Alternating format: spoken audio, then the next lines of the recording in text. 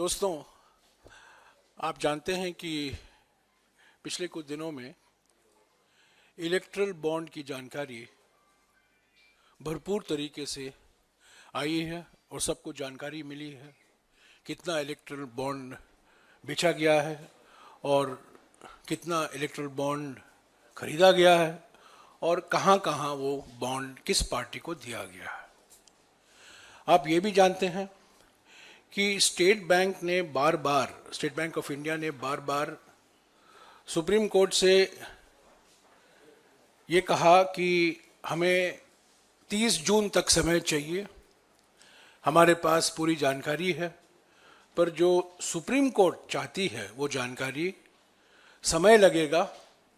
हमें 30 जून 2024 यानी कि चुनाव के बाद हम वो जानकारी दे पाएंगे। कल हमारे दो युवा साथियों ने एक 5 लाइन का कंप्यूटर प्रोग्राम लिखा और ये सब मैं आपको देने वाला हूं। सिर्फ 5 लाइन का, ये कंप्यूटर भाषा में इसको पाइथन कहते हैं। आप लोग जो लोग भारतीय राजनीति में दिलचस्पी रखते हैं, आप जानते हैं कि पाइथन अजगर हमारे भारतीय राजनीति में बहुत विशेष महत्व रखता है। अजगर, पर ये पाइथन भी बहुत महत्व रखता है कंप्यूटर के दुनिया में। ये एक कंप्यूटर भाषा है और हमारे दो युवा साथियों ने ये 5 लाइन का एक कंप्यूटर प्रोग्राम लिखा जिसको कहते हैं कोड, कंप्यूटर कोड लिखा 5 लाइन का, और 15 सेकंड के अंदर जो जानकारी सुप्रीम कोर्ट चाहती थी हमने हासिल की और उसका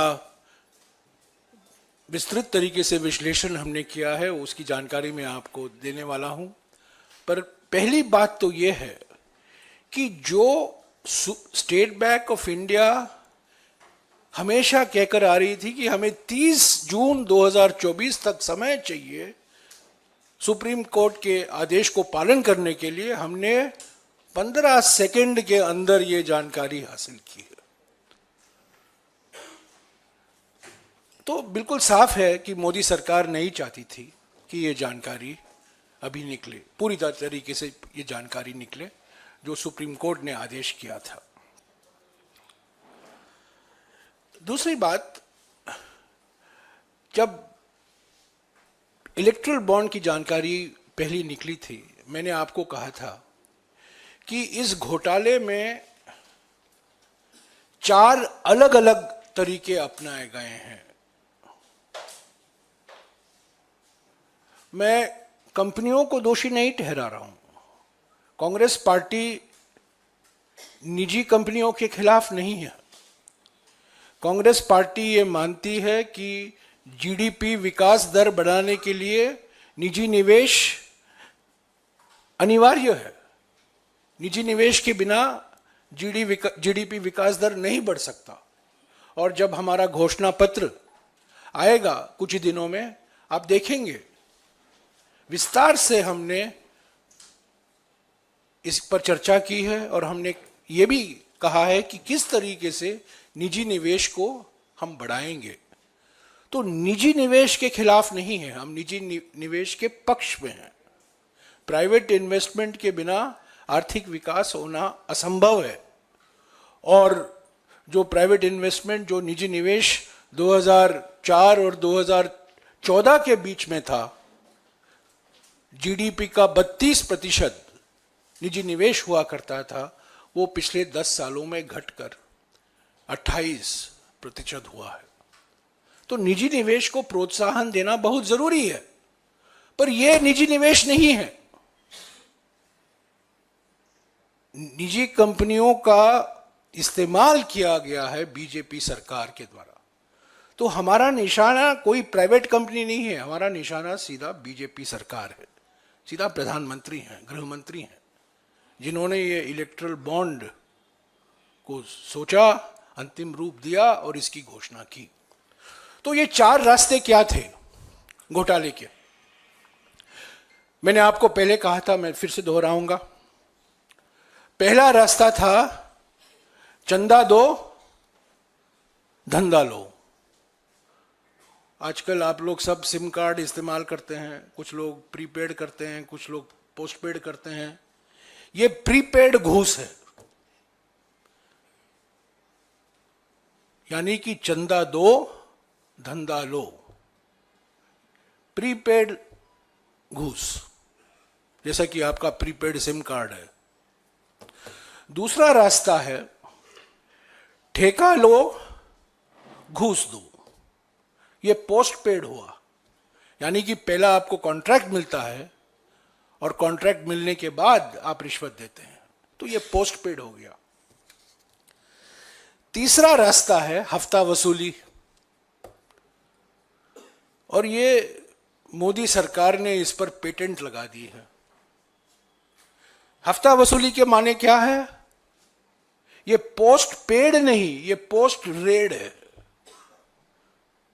यानी कि पहले ईडी छोड़ो, सीबीआई छोड़ो, इनकम टैक्स छोड़ो कंपनियों के खिलाफ, और उससे बचने के लिए ये कंपनियां इलेक्ट्रल बॉन्ड खरीदेंगी और चंदा देंगे बीजेपी को।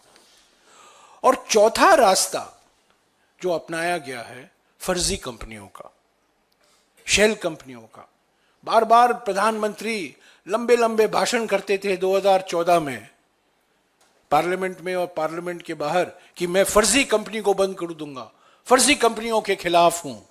पर फर्जी कंपनियों का भरपूर इस्तेमाल किया गया है इस कॉर्पोरेट डोनेशन, कॉर्पोरेट बॉन्ड घोटाले में। तो ये चार रास्ते हैं, चंदा दो धंधा लो यानी कि प्रीपेड घूस, ठेका लो रिश्वत दो यानी कि पोस्टपेड घूस, तीसरा हफ्ता वसूली यानी कि धमकी देकर घूस लो, यानी कि पोस्ट रेड ब्राइब, रेड होता है उसके बाद घूस दिया जाता है, तब रेड बंद होता है। और चौथा फर्जी कंपनी। इन चारों रास्तों के जो अपनाया गया है, हमारी विश्लेषण के अनुसार जो हमने विश्लेषण किया है कल, और जैसा कि मैंने कहा सारा डेटा सिर्फ 15 सेकेंड के अंदर इस कंप्यूटर प्रोग्राम पाइथन भाषा में जो लिखा है, इससे पूरी जानकारी मिल जाती है। ये आप भी कर सकते हैं, ये कोई कंप्यूटर इंजीनियर के लिए नहीं है, ये आप भी कर सकते हो। ये सिर्फ 5 लाइन का है, मैं आपको ये कॉपी दूंगा। और क्योंकि हम पारदर्शिता में विश्वास करते हैं, हम इसको सार्वजनिक तौर से भी हम ये कोड दे रहे हैं सबको। तो बड़े तौर से हेडलाइन क्या है इस घोटाले का? बड़े तौर से 38 कॉरपोरेट ग्रुप हैं, कंपनी नहीं, कॉरपोरेट ग्रुप। एक कॉरपोरेट ग्रुप में 10 कंपनियां हो सकती हैं, 15 कंपनियां हो सकते हैं, 20 कंपनियां हो सकते हैं। यानी कि कॉरपोरेट समूह जिसके मालिक एक हैं, 38 कॉरपोरेट ग्रुप हैं जिनको 179 कॉन्ट्रैक्ट, ये पिछले 6 सालों में 179 179 कॉन्ट्रैक्ट मिले हैं बीजेपी सरकार, हमारे मोदी सरकार से। और ये 38 कॉरपोरेट ग्रुप जिनको 179 कॉन्ट्रैक्ट मिला है बीजेपी से, उन्होंने ये बॉन्ड खरीदा है। कॉरपोरेट सारे प्रोजेक्ट कुल मिलाकर करीब 4 लाख करोड़ प्रोजेक्ट हैं। ये पुल हैं, हाईवे हैं, रेलवे के प्रोजेक्ट हैं, इंफ्रास्ट्रक्चर, खास तौर से ये इंफ्रास्ट्रक्चर के प्रोजेक्ट हैं। इंफ्रास्ट्रक्चर, खास तौर से ये इंफ्रास्ट्रक्चर के प्रोजेक्ट हैं। कुल मिलाकर 4 लाख करोड़ प्रोजेक्ट पिछले 6 साल में दिए गए हैं इन कंपनियों को। और इन कंपनियों ने कुल मिलाकर 2000 करोड़ रुपया इलेक्ट्रल बॉन्ड खरीदा है। और ये इलेक्ट्रल बॉन्ड बीजेपी को गया है, वो महत्व रखता है। 2000 करोड़ रुपया इलेक्ट्रल बॉन्ड बीजेपी को जाना और 4 लाख करोड़ कॉन्ट्रैक्ट मिलना इन 38 कॉरपोरेट ग्रुप को, यही हम कह रहे हैं चंदा दो धंधा लो। और जो मैंने दूसरी बात कही, पोस्ट पेड, ठेका लो रिश्वत दो, कुल मिलाकर 2000 crore erectile bond, 4 lakh crore contract. तो प्रीपेड ब्राइब कितना है, यानी कि चंदा देकर कितना धंधा मिला है, ये सब जानकारी मैं आपको दे रहा हूं, मैं सिर्फ पढ़ रहा हूं आपके लिए। करीब 551 करोड़ चंदा दिया गया है बीजेपी को, और उसमें से करीब 1.32 करोड़ लाख करोड़ प्रोजेक्ट मिले हैं 3 महीने के अंदर। ये बहुत बड़ा महत्वपूर्ण मुद्दा है। 3 महीने के अंदर, यानी कि बॉन्ड खरीदा जाता था, चंदा दिया जाता है, और 3 महीने के अंदर इनको ये प्रोजेक्ट मिलता है। चंदा दो धंधा लो, यानी कि प्रीपेड ब्राइब। और ये है 551 करोड़ बीजेपी को गया है, और 1.32 लाख करोड़ के प्रोजेक्ट मिले हैं 3 महीने के अंदर। दूसरा जो मैंने कहा था, पोस्ट पेड ब्राइब, यानी कि ठेका लेकर पहले कॉन्ट्रैक्ट मिलता है, उसके बाद में घूस दिया जाता है, रिश्वत दिया जाता है। इनमें से 49 ऐसे मिसाल हैं, 49 ऐसे कंपनियां हैं इस डेटाबेस में, जिनको 62,000 करोड़ रुपए के प्रोजेक्ट मिले हैं और करीब 600 करोड़ रुपए का इलेक्ट्रल बॉन्ड खरीदा गया है। हफ्ता वसूली, जैसा कि मैंने कहा, इस पर हमारे प्रधानमंत्री का पेटेंट हो गया है, यानी कंपनियों के खिलाफ ईडी इंक्वायरी शुरू करो, सीबीआई जांच शुरू करो, इनकम टैक्स जांच शुरू करो, और उससे राहत मिलने के लिए ये कंपनियां तंग हो जाती हैं और वो इलेक्ट्रल बॉन्ड खरीदते हैं। तो कितने ऐसे कंपनी हैं? ऐसे 41 कॉरपोरेट ग्रुप हैं, 41 ऐसे समूह हैं, कंपनियों के समूह, जिनके मालिक एक है। कंपनियां अनेक हो सकते हैं, बट 41 ऐसे कॉरपोरेट समूह हैं जिन पर ईडी, सीबीआई और इनकम टैक्स की जांच की शुरुआत की गई है उनके खिलाफ, और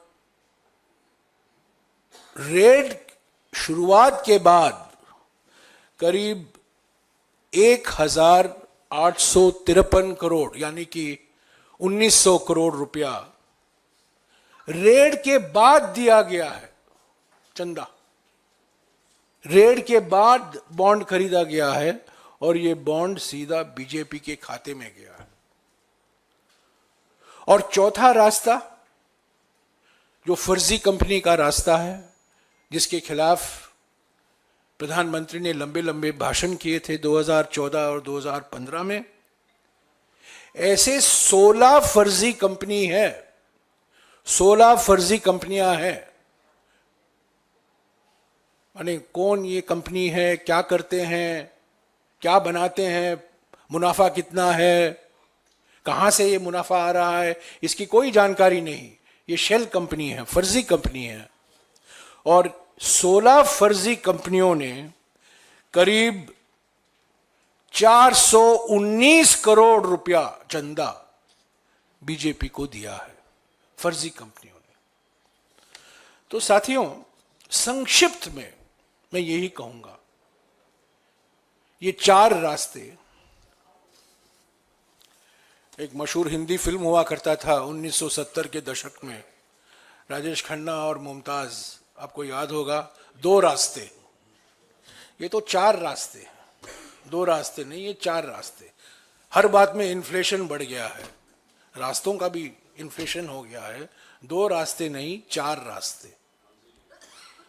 चंदा दो धंधा लो, रास्ता नंबर 1। ठेका लो रिश्वत दो, रास्ता नंबर 2। हफ्ता वसूली, रास्ता नंबर 3। फर्जी कंपनी, रास्ता नंबर 4। तो यह है इलेक्ट्रल बॉन्ड घोटाला। हमने हमारे 2019 के घोषणा पत्र में, यह बार बार सवाल किया जाता है कि कांग्रेस पार्टी, क्या इन्होंने विरोध किया था? 2019 के घोषणा पत्र में, ये रहा हमारा 2019 का घोषणा पत्र, और इसमें हमने साफ तरीके से लिखा है कि हम इलेक्टरल बॉन्ड स्कीम को समाप्त करेंगे। ये अप्रैल में निकाला गया था 2019 में, और हमने ये कहा था ये पारदर्शिता बिल्कुल नहीं है, ये सिर्फ सत्तादल पार्टी को, जो पार्टी सत्ता में है उसके लिए फायदेमंद होगा, और हम इलेक्ट्रल बॉन्ड स्कीम को समाप्त करेंगे। ये हमने 2019 में कहा था। तो जो हमने कहा था, और कई लोगों ने कहा था, न केवल कांग्रेस पार्टी ने, सभी लोगों ने कहा था, कई विशेषज्ञों ने भी कहा था कि इसमें पारदर्शिता नहीं है, ये घोटाला साबित होगा, और जो पार्टी सत्ता में है उसको फायदा होगा। वही हुआ है, और इसीलिए सुप्रीम कोर्ट ने इसको गैर कानूनी और संविधान के खिलाफ एक निर्णय लिया है, जो सब आप जानते हैं। अभी सब जानकारी सभी के लिए उपलब्ध है। कोई भी इलेक्शन कमीशन के वेबसाइट जा सकता है। 2 पीडीएफ फाइलें हैं, 2 पीडीएफ फाइल ईसीआई के वेबसाइट eci.gov.in। 2 पीडीएफ फाइल को डाउनलोड कीजिए, और ये 5 लाइन पाइथन अजगरी भाषा में, पाइथन लैंग्वेज में, ये 5 लाइन का इस्तेमाल कीजिए। ये सब आपको मिल जाएगा, आपके स्मार्टफोन में मिल गया होगा अब तक। और आपको जो कुछ मैंने कहा है वो आपको खुद आप देख सकते हैं। तो ये मैं कोई मेक इन कांग्रेस नहीं है, ये जो जानकारी है, ये सारे के सारी जानकारी ईसीआई के वेबसाइट पर है। हमने थोड़ा समय लिया है, वो समय 15 सेकंड था। एसबीआई चाहती थी और 3 महीने के लिए। तो हमारे युवा साथियों ने एकदम ये प्रोग्राम लिखा, और ये 4 रास्ते जो अपनाए गए हैं इस घोटाले में, इसकी पूरी जानकारी हासिल की है। मैंने जानबूझकर किसी कंपनी का नाम नहीं लिया है, पर अगर आप चाहते हैं मैं कंपनियों का नाम भी आपको दे सकता हूं, क्योंकि कंपनियों के नाम के आधार पर ही ये पूरा लिस्ट तैयार किया गया है। ये पूरी की पूरी जानकारी आप खुद हासिल करते हैं, कौन सी कंपनियां हैं, कौन कौन से कॉरपोरेट ग्रुप हैं। पर मैं यही कहना चाहता हूं कि हम निजी निवेश के खिलाफ नहीं हैं। निजी निवेश होना बहुत जरूरी है, निजी निवेश को प्रोत्साहन देना जरूरी है। पिछले 10 साल में निजी निवेश को धक्का मिला है, और सारे का सारा निजी निवेश इलेक्ट्रल बॉन्ड में जा रहा है, ईडी से बचने के लिए, सीबीआई से बचने के लिए, इनकम टैक्स से बचने के लिए। तो असली निजी निवेश की जरूरत है जीडीपी विकास दर बढ़ाने के लिए, आर्थिक तरक्की के लिए, और उसको पूरा प्रोत्साहन कांग्रेस पार्टी देगी। पर ये जो घोटाला हुआ है, इस पर मैंने पहले कहा है, मैं ये मांग फिर से दोहराऊंगा कि इस पर एक एसआईटी का गठन होना जरूरी है। सुप्रीम कोर्ट मॉनिटर्ड इंक्वायरी होनी चाहिए, क्योंकि सारी की सारी जानकारी अब तो निकल आई है और कोई राज तो नहीं रहा, सब निकल गया है। अभी मैचिंग भी हो सकता है, किसने कब कौन सा बॉन्ड खरीदा और किस पार्टी को गया, वो भी जानकारी मिल गई है। तो हम चाहते हैं कि अब तो ये समाप्त हो गया है, ये स्कीम नहीं है, पर जो इस स्कीम का दुरुपयोग किया गया है, कंपनियों को धमकी देकर जबरदस्ती कॉर्पोरेट इलेक्ट्रल बॉन्ड खरीदने को मजबूर किया है, ताकि वो ईडी से बचें, इनकम टैक्स से बचें, सीबीआई से बचें। और कई जो मैंने मिसाल आपको गिनाए हैं, ऐसे उदाहरण हैं जहां कॉर्पोरेट बॉन्ड इलेक्ट्रल बॉन्ड खरीदने के 3 महीने के बाद, 3 महीने के अंदर आपको बड़े बड़े इंफ्रास्ट्रक्चर के प्रोजेक्ट मिल जाते हैं। तो ये चंदा धंधा घोटाला है ये, और कुछ नहीं। जो सरकार, जो प्रधानमंत्री एमएसपी को कानूनी दर्जा देना नहीं चाहते हैं, वही सरकार, वही प्रधानमंत्री घूस को कानूनी दर्जा दे दिया इलेक्ट्रल बॉन्ड से। तो घूस को कानूनी दर्जा देना सही है, पर एमएसपी को कानूनी दर्जा नहीं देना वो असंभव है। यही इनकी मानसिकता है।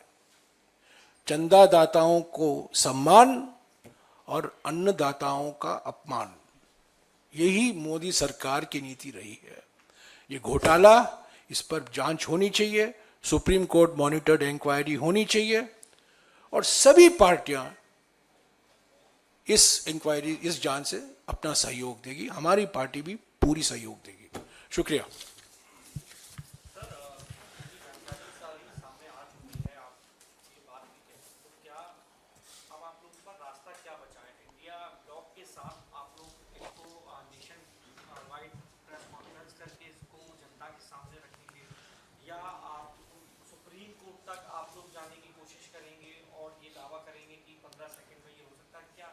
अलग अलग हमारे सामने विकल्प हैं।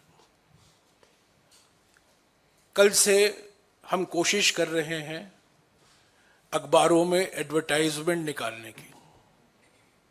कल कुछ अखबार, हिंदी के अखबार,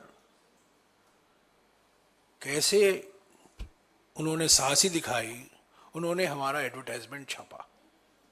कई अखबारों ने मना कर दिया।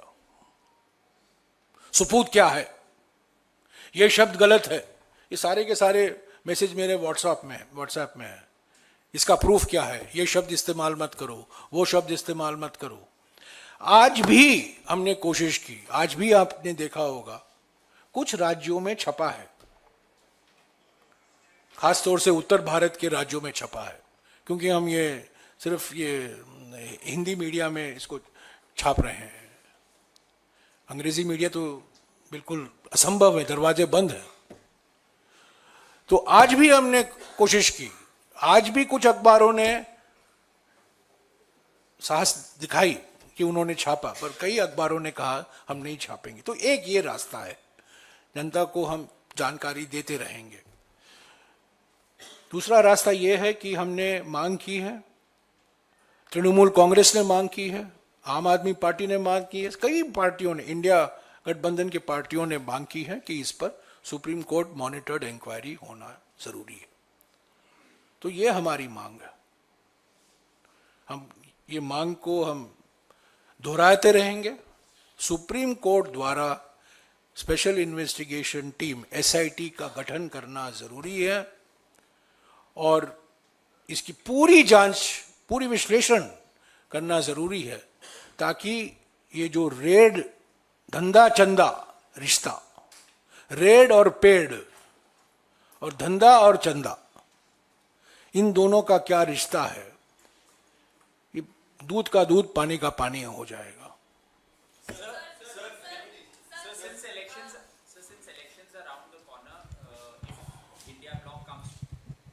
Since elections are around the corner, if India bloc comes to power, When will it you, comes to power. When it comes to when power. it comes to power, will you get this investigated? Because you're saying that this is a scam. 100%. When the India bloc, India group parties come to power, there will be a JPC on Modani and there will be an SIT on Chanda Dhanda Raid Paid. Definitely. No doubt about it. There will also be, if the India bloc comes to power, there will also be a SIT on PM Cares, which is another big scam, Sir, in which Chinese companies have also donated to PM Cares. PM Cares, no CAG audit, no transparency, and singularly inappropriately named for a PM who doesn't care. This scheme is called PM Cares. Sir आपने कहा कि ये SIT की जांच हो, supreme court monitored, ये इसके किनकी अध्यक्षता में, फॉर्मर जज जो रिटायर्ड हो चुके या सुप्रीम कोर्ट के चीफ सिटिंग जस्टिस जज? जो उचित समझे वो करें, सिटिंग या अवकाश प्राप्त, वो जो उचित समझे, पर ये सुप्रीम कोर्ट मॉनिटर्ड इंक्वायरी होनी चाहिए, स्पेशल इन्वेस्टिगेशन टीम का गठन होना चाहिए और सुप्रीम कोर्ट के द्वारा ये पूरी जांच होनी चाहिए, क्योंकि ये सरकार ही इसमें शामिल है, मोदी सरकार ही शामिल है, ये सरकार की कोई जांच नहीं कर सकती। और संवैधानिक संस्थाएं इतने कमजोर हो गए हैं कि हमारा विश्वास संवैधानिक संस्थाओं में इतना नहीं रहा है। सीएजी मिसाल के तौर से। हाँ जी, नियामक। They have also alleged that Sharad Chandra Reddy has also given donations to the BJP, who is also accused in the excise policy scam, and they have also said that even the BJP president should also be arrested. No, the person who has turned approver in the liquor case has bought an electoral bond, and he got away scot-free after that. There are many such examples. There are many such examples of people who have been subject to raids, who have bought the bonds, and who have then got raid mukti. They've got free of EDI and CBI and income tax and so on. So, the Supreme Court monitored inquiry will bring out all these facts and details. But do you also demand the same, what they are saying, that BJP president should also be arrested for the same? Well, the person responsible for this is the Prime Minister. The person responsible directly the finance is the Prime Minister. How was the electoral bond scheme bought in the first place? It came via a money bill.